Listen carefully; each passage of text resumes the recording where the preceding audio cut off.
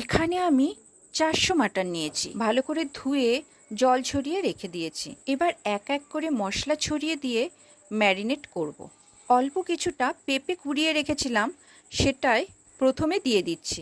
ছোট চামচে 2 চামচ হলুদ গুঁড়ো দিয়ে দেব। এবার আবারও ছোট চামচের 2 চামচ জিরে গুঁড়ো দিয়ে দিতে হবে। ওই চামচেরই মাপে 2 চামচ ধনে গুঁড়ো দিয়ে দিতে হবে। স্বাদ মতো নুন দিয়ে দিতে হবে। আদা রসুন বাটা দিয়ে দিতে হবে।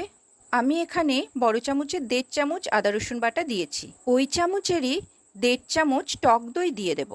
ছোট চামচের 3 চামচ সর্ষের তেল দিয়ে দিতে হবে। আমি এখানে সাদা তেলই দিয়েছি, কিন্তু সর্ষের তেল দিলেই ভালো হয়। বড় চামচে 1 চামচ টমেটো সস দিয়ে দিলাম।